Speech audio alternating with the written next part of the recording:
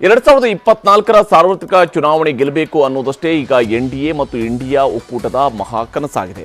ಆ ಕನಸು ಈಡೇರಿಸಿಕೊಳ್ಳೋದಕ್ಕೆ ಎರಡು ಒಕ್ಕೂಟಗಳಿಗೂ ಕೂಡ ದಕ್ಷಿಣದ ರಾಜ್ಯಗಳು ಕೂಡ ಅಷ್ಟೇ ದೊಡ್ಡ ಟಾರ್ಗೆಟ್ ಆಗಿವೆ. ನಾಳೆಯಿಂದ ಮತ್ತೆ 2 ದಿನ ಪ್ರಧಾನಮಂತ್ರಿ ಮೋದಿಯವರು ದಕ್ಷಿಣ ರಾಜ್ಯಗಳಲ್ಲಿ ದಂಡಯಾತ್ರೆಯನ್ನ ಮಾಡ್ತಾ ಇದ್ದಾರೆ.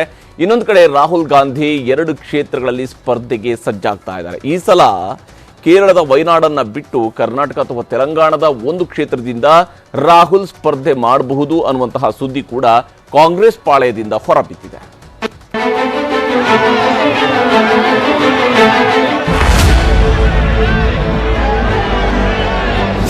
2024ರ ಲೋಕಸಭಾ ಚುನಾವಣೆಯಲ್ಲಿ ಬಿಜೆಪಿ ಗೆದ್ದೇ ಗೆಲ್ಲುತ್ತೆ ಅನ್ನೋ ವಿಶ್ವಾಸ ಮೋದಿಯವರದ್ದು.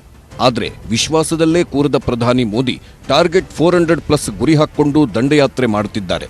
ಈ ಸಲ ದಕ್ಷಿಣ ಭಾರತದಲ್ಲಿ, ಅದರಲ್ಲೂ ಕರ್ನಾಟಕ, ತಮಿಳುನಾಡು, ಕೇರಳ, ಆಂಧ್ರಪ್ರದೇಶ ಮತ್ತು ತೆಲಂಗಾಣದಲ್ಲಿ ಹೆಚ್ಚು ಸೀಟು ಗೆಲ್ಲುವ ಗುರಿ ಹಾಕಿಕೊಂಡಿದ್ದು, ನಾಳೆ ಪ್ರಧಾನಿ ಮೋದಿ ಮತ್ತೆ ದಕ್ಷಿಣ ದಂಡಯಾತ್ರೆಗೆ ಬರ್ತಿದ್ದಾರೆ.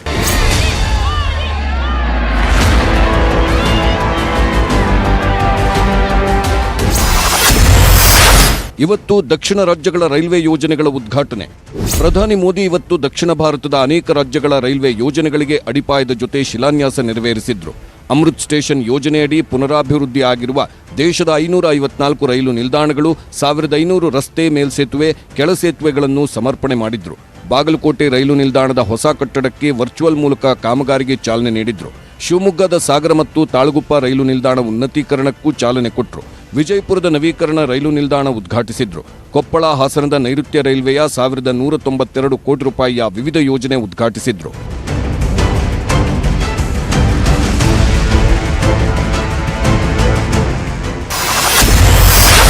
ನಾಳೆ ನಾಡಿದ್ದು ತಮಿಳುನಾಡಲ್ಲಿ ಅಭಿವೃದ್ಧಿ ಪಕ್ಷ ಸಂಘಟನೆ.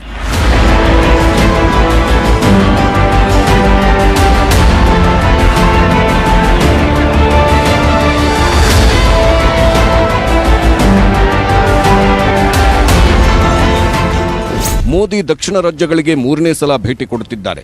ನಾಳೆ ನಾಡಿದ್ದು ತಮಿಳುನಾಡಿನಲ್ಲಿ ಮೋದಿ ಹವಾ ನಡೆಯಲಿದೆ. ಮಧ್ಯಾಹ್ನ 2:45ಕ್ಕೆ ಕೊಯಮತ್ತೂರಿಗೆ ಬರ್ತಾರೆ. ಕೊಯಮತ್ತೂರಿನ ಸೂಲೂರಿನಿಂದ ಹೆಲಿಕಾಪ್ಟರ್ ಮೂಲಕ ಪಲ್ಲಡಂಗೆ ತೆರಳಲಿದ್ದು, ಮಾದಾಪುರಂನ ಬಿಜೆಪಿ ಮೆಗಾ ರ್ಯಾಲಿಯಲ್ಲಿ ಭಾಗಿಯಾಗ್ತಾರೆ. ಅಣ್ಣಾಮಲೈ ನಡೆಸುತ್ತಿರುವ ನನ್ನ ಮಣ್ಣು ನನ್ನ ಜನ ಪಾದಯಾತ್ರೆಯ ಸಮಾರೋಪ ಸಮಾವೇಶದಲ್ಲಿ ಭಾಗಿಯಾಗ್ತಾರೆ. ಆಮೇಲೆ ಮಧುರೈ ಟಿವಿಎಸ್ ಲಕ್ಷ್ಮಿ ಸ್ಕೂಲ್ನಲ್ಲಿ ನಡೆಯಲಿರುವ ಡಿಜಿಟಲ್ ಮೊಬಿಲಿಟಿ ಕಾರ್ಯಕ್ರಮದಲ್ಲಿ ಭಾಗಿಯಾಗಲಿದ್ದು, ಮಧುರೈನಲ್ಲಿ ವಾಸ್ತವ್ಯ. ಮರುದಿನ ಅಂದ್ರೆ ಫೆಬ್ರವರಿ 28ಕ್ಕೆ ತೂತ್ಕುಡಿಯಲ್ಲಿ ವಿವಿಧ ಯೋಜನೆಗೆ ಅಡಿಗಲ್ಲು ಹಾಕ್ತಾರೆ. ತಿರುನಲ್ವೇಲಿ ಸಾರ್ವಜನಿಕ ಸಭೆಯಲ್ಲಿ ಭಾಷಣ ಮಾಡ್ತಾರೆ.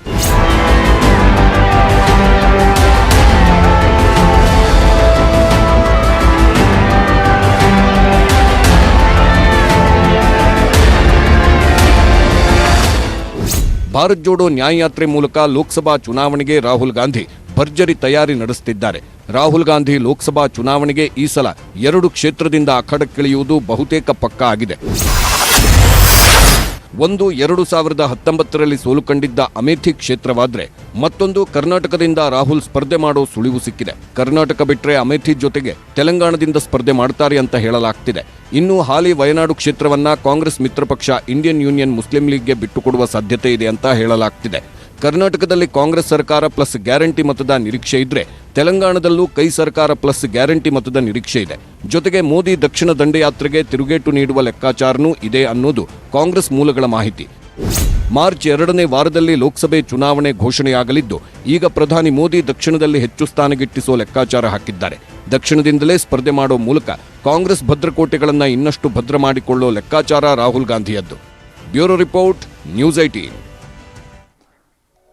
ನಮ್ಮ ದೇಶದ ಬೆನ್ನೆಲುಬು, ನಮ್ಮ ಅನ್ನದಾತ